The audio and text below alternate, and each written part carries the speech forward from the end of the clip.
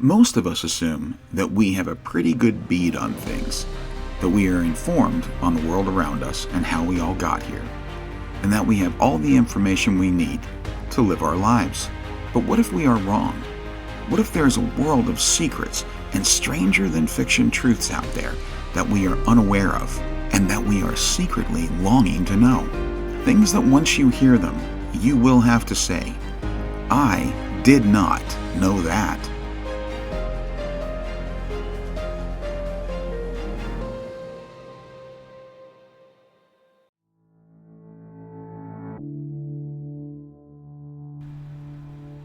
The African continent is one of the most diverse places in the world.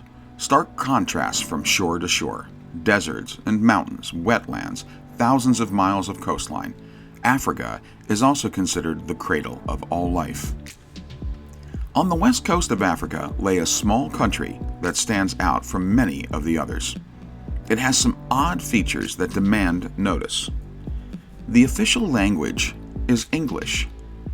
2 cities are named after former presidents of the United States, and even their flag resembles the American flag. So you have to ask the question, why so many nods to the USA? And to answer that, we need to set the Wayback Machine. The time, 1816. The place, West Africa.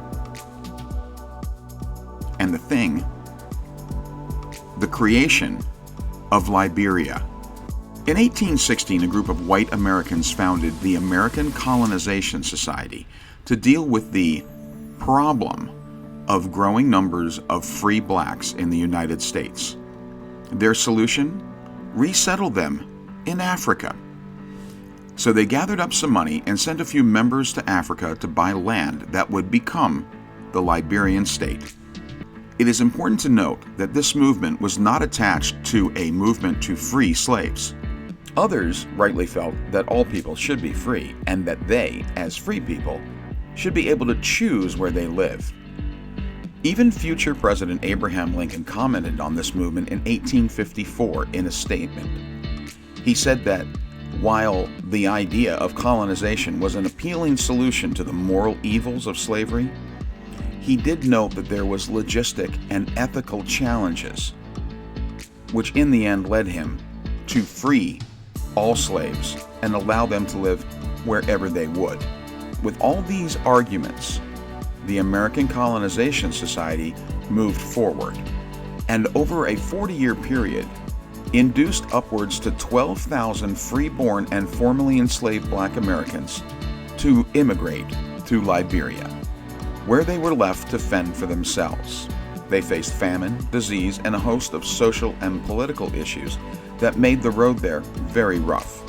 In 1847, they declared their independence, making them the oldest free democratic country in Africa.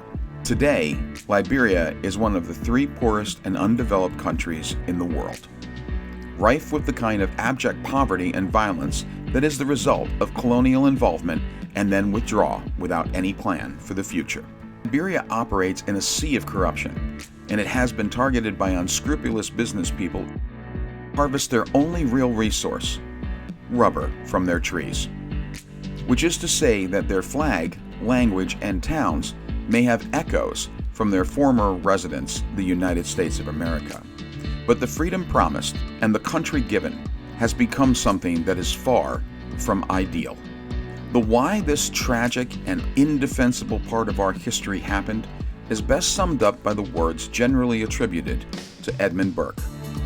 All that is required for evil to prevail is for good men to do nothing.